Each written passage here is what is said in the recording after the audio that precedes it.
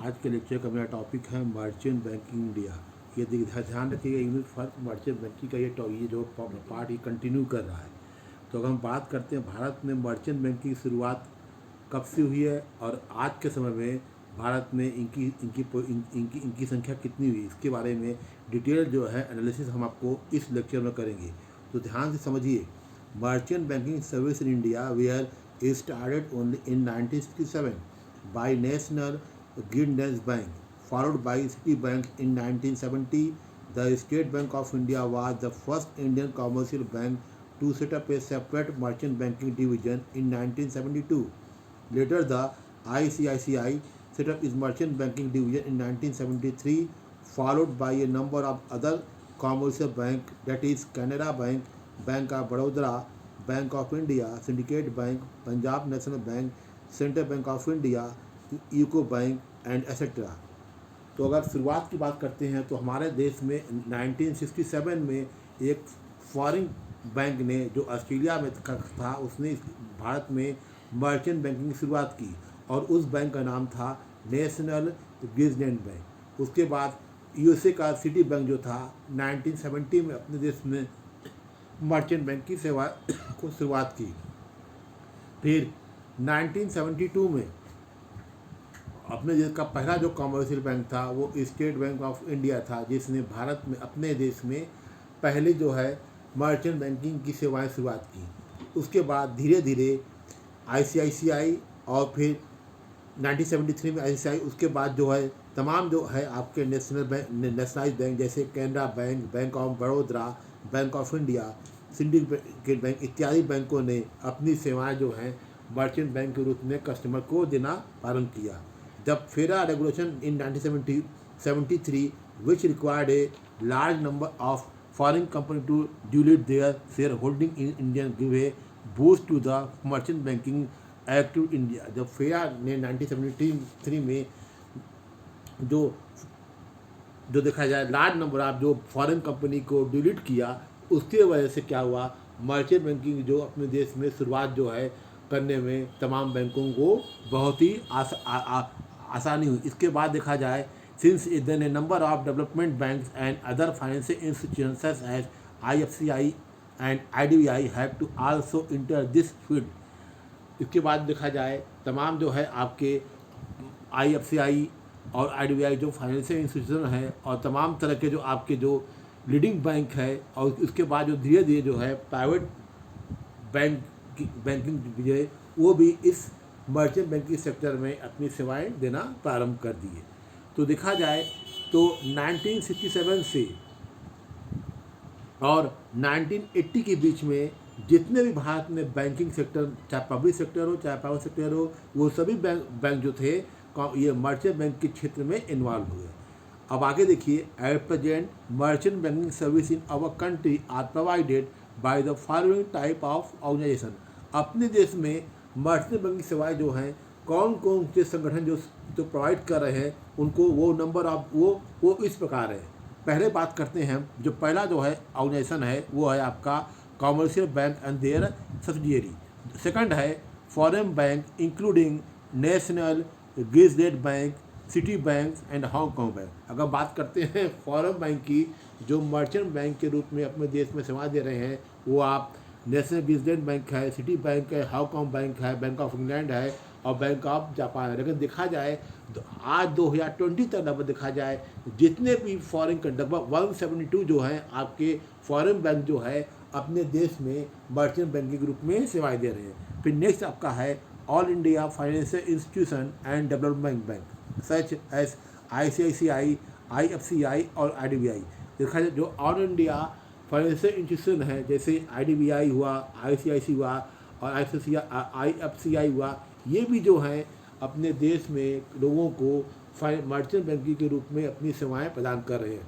फिर नेक्स्ट आता है जो स्टेट लेवल फाइनेंशियल इंस्टीट्यूशन है। आप जानते हैं जितने भारत में इस लगभग 29 स्टेट हैं, जितने भी स्टेट हैं उस स्टेट में जितने भी आपका फाइनेंशियल इंस्टीट्यूशन है वो भी क्या करते हैं, अपनी तरफ से जो है अपने कस्टमर को, अपने प्रदेश से कस्टमर को वो मर्चेंट बैंक की सेवाएं अपने एक्सपर्ट को द्वारा दे रहे हैं। कुछ जो आपका स्टेट लेवल जो फाइनेंशियल इंस्टीट्यूशन है उनके नाम इस प्रकार हैं, जैसे देखा जाए आपका state industry development corporation, seats का नाम आप जानते ही हैं, और स्टेट फाइनेंशियल कॉरपोरेशन। फिर नेक्स्ट आता है private financial consultancy firms and broker. इसमें आपका एग्जाम्पल के रूप में JM financial and investment services, और सेकंड आपका है डीएसपी फाइनेंशियल कंसल्टेंट्स, और फिर आपका आता है कोटक महिंद्रा। फिर नेक्स्ट आपका इसी में है सीएट फाइनेंशियल सर्विसेज। फिर नेक्स्ट हम बात करते हैं मर्चेंट बैंकिंग ऑर्गेनाइजेशन की, वो आपका है टेक्निकल कंसल्टेंसी ऑर्गेनाइजेशन। फिर नेक्स्ट आपका आता है professional merchant banking houses, that is VMC project technologies. ये आपके कुछ ऑर्गेनाइजेशन के नाम थे जो अपने देश और अपने देश के स्टेट में वो अपने एक्सपर्ट के द्वारा लोगों को मर्चेंट बैंकिंग की सेवाएं प्रोवाइड कर रहे हैं। आप जानती हैं मर्चेंट बैंकिंग की सेवाएं क्या क्या हैं। आपका हो गया, अब आपने ये प्रोजेक्ट काउंसलिंग हो सकता है, पोर्टफोलियो मैनेजमेंट हो सकता है, लोन सिंडिकेशन भी हो सकता है, इशू मैनेजमेंट के रूप में होता है। यानी जो भी पब्लिक की नीड्स है या जो भी पब्लिक की प्रॉब्लम है, चाहे हम आप भी हो सकते हैं, चाहे गवर्नमेंट भी हो सकती है, ये अपने एक्सपर्ट के थ्रू हम आपकी प्रॉब्लम को दूर करते हैं। फिर इसका जो नेक्स्ट पार्ट है वो आपका है merchant banking India can be categorise in 4 broad sections. कुल 4 कैटेगरी में मर्चेंट बैंकिंग के सेक्शन को वो प्रिस्क्राइब किया गया। पहला आपका है to provide long term source of fund required by corporate sector. ठीक है, लॉन्ग टर्म लोन यानी जो कॉर्पोरेट सेक्टर है अगर उनको लंबे समय की लोन चाहिए तो उसके लिए जो भी कंडीशन होती है, जो भी प्रॉब्लम होती है, वो आपका ये जो है ये कॉर्पोरेट सेक्टर को उनकी प्रॉब्लम को लॉन्ग टर्म लोन के संबंध में दूर करता है। फिर सेकंड इसका जो कैटेगरी है वो आपका है merchant banker primary come into getting a corporate counsellor for restructuring basis of capital, therefore for issue management and underwriting of the same। बिल्कुल सही कहा है कि जो प्राइमरी स्टेप है जैसे कॉर्पोरेट काउंसलिंग हुआ for restructuring basis of capital के बारे में, तो इसके बारे में भी ये कॉर्पोरेट सेक्टर या कंपनियों को अपनी एडवाइस देता है। फिर तीसरी जो ब्रॉड कैटेगरी उसकी है आपका project counselling which include credit syndication and the working capital finance.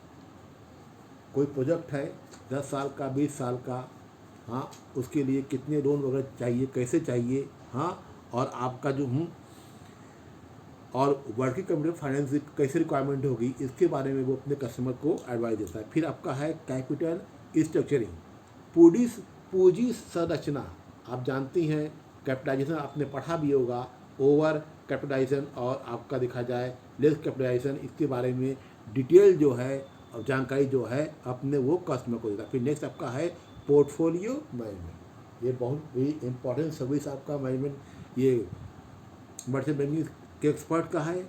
Company का भी पोर्टफोलियो हो सकता है, गवर्नमेंट का भी पोर्टफोलियो हो सकता है, हम आपका भी हो सकता है।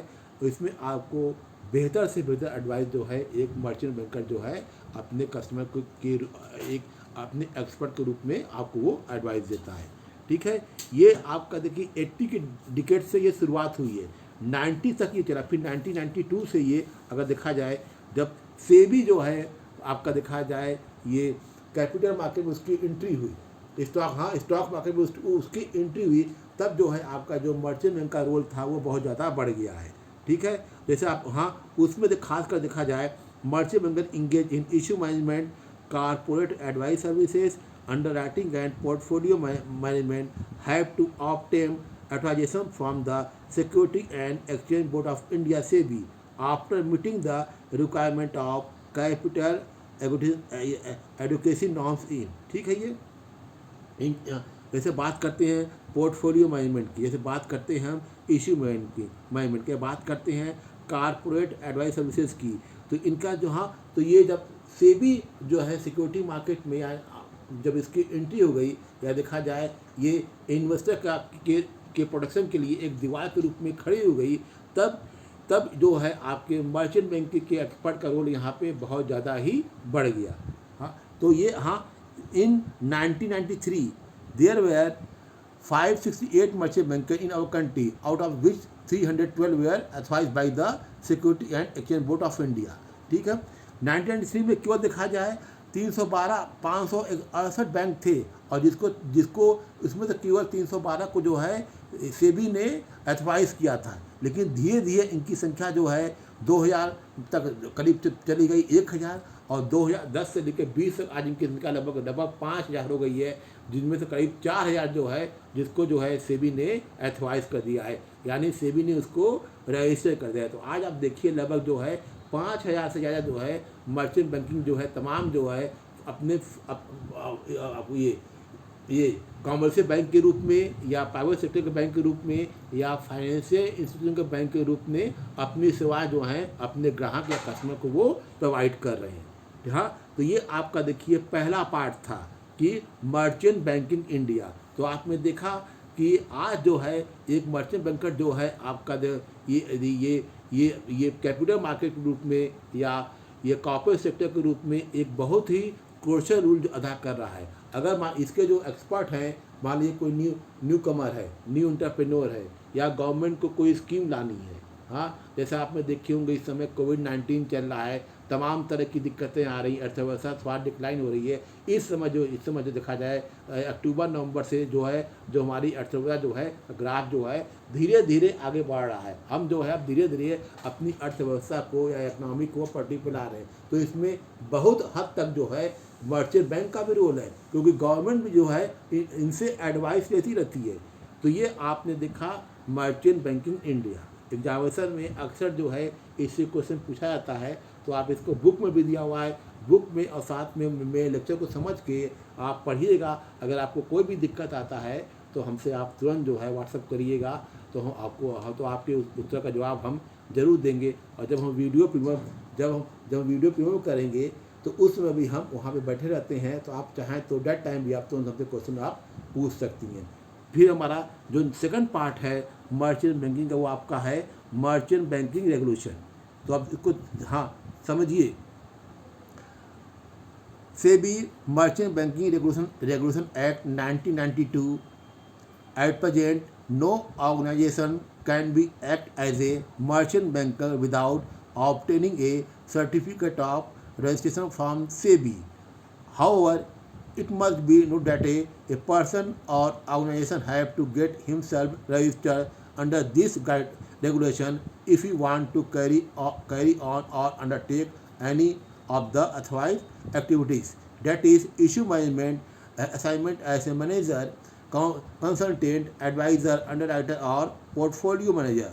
To obtain the certificate of registration, one had to apply in this prescribed form and fulfill two set norms. First, operational capability and second, capital adequacy norm. बिल्कुल सही कहा कि जो भी फॉर्म या ऑर्गेनाइजेशन इन फील्ड में, जैसे आपका हुआ कि issue management, assignment as a manager, consultant, adviser, underwriter या पोर्टफोलियो मैनेजर के रूप में काम करना चाहते हैं, या इनके तहत मर्चेंट बैंकर के रूप में ये कैपिटल मार्केट में या ये एक्ट होना चाहते हैं या सिक्योरिटी मार्केट में एंट्री करना चाहते हैं, तो उसके लिए सबसे पहले सेबी से परमिशन लेना होगा।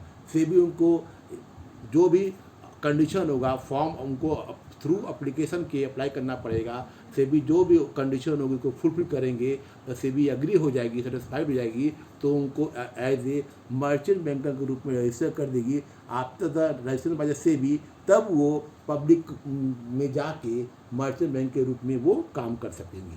ठीक है। ये इसमें एक आपने लास्ट में नाम सुना होगा, अब हमें कहा था कैपिटल एडुकेसी नॉर्म्स। ये क्या होता है उसको समझने के पहले आपको जानना होगा वहाँ क्लासिफिकेशन ऑफ मर्चेंट बैंकर्स, यानी मर्चेंट बैंकर के कितने टाइप्स होते हैं। क्योंकि समझिए, the SEBI has classified merchant banker under 4 category for the purpose of the registration.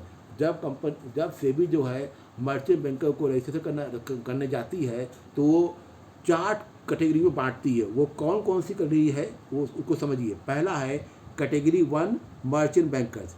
These merchant bankers can act as issue manager, advisor, consultant, underwriter and portfolio manager.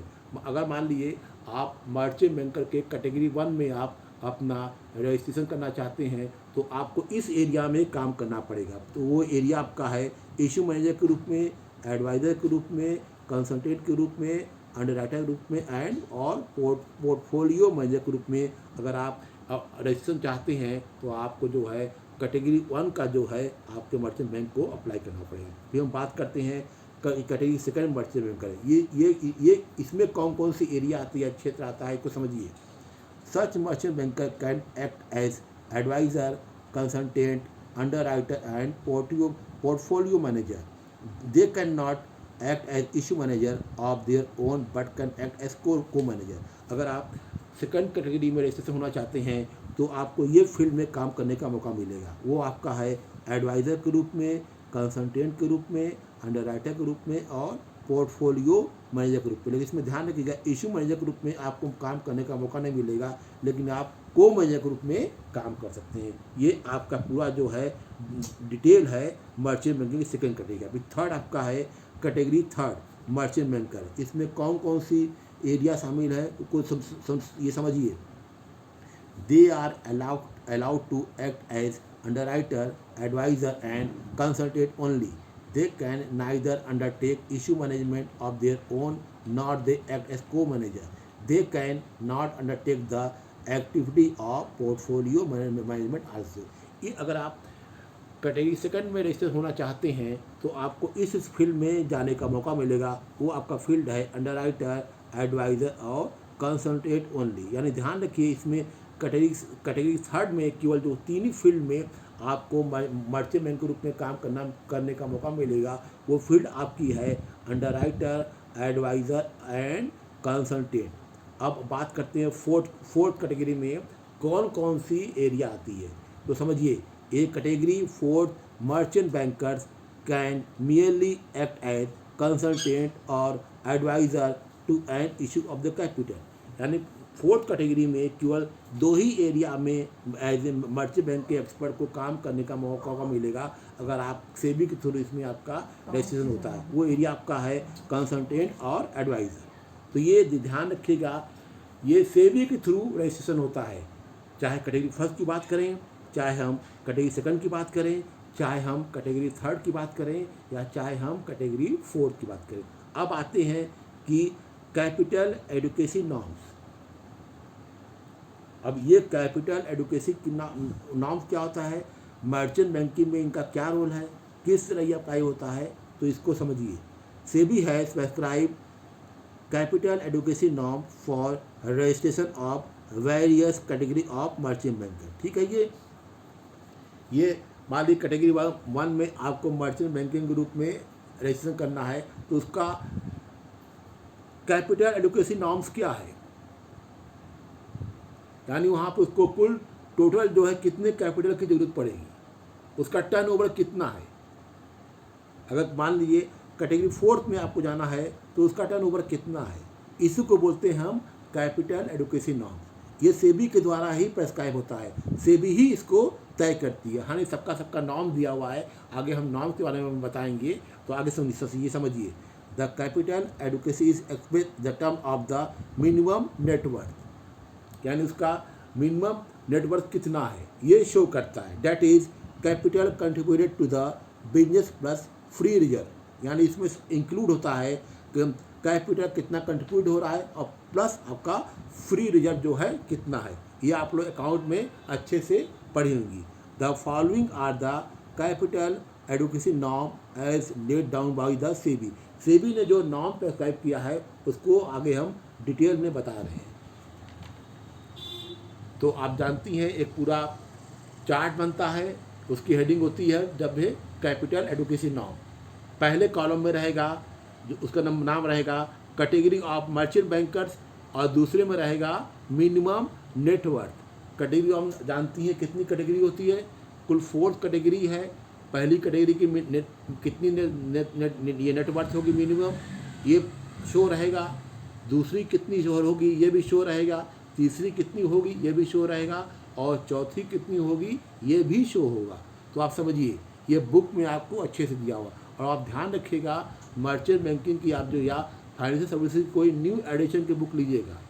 हम writer बता चुके हैं निशी गुप्ता, निशा अग्रवाल या IM सहाय की, जो आपको रिसेंट एडिशन की book मिलेगा तो उसमें आपको न्यू डेटा दिया होगा। जिसको आपको समझने में और एग्जामिनेशन में अधिक मार्क्स आपको गेन करने में आसानी होगी। तो आप समझिए कैटेगरी ऑफ मर्चेंट बैंकर, जैसे बात करते हैं कैटेगरी 1। कैटेगरी 1 में जो आपका मिनिमम नेटवर्थ है वो आपका है 10 करोड़। ये चेंज हो गया है 2016 में, यानी 16 में चेंज हुआ है। पहले था 5 करोड़ था, अब बढ़ के 10 करोड़ हो गया है। फिर आपका देखिए, फिर कैटेगरी सेकंड में आपका आ गया है 1 करोड़, ठीक।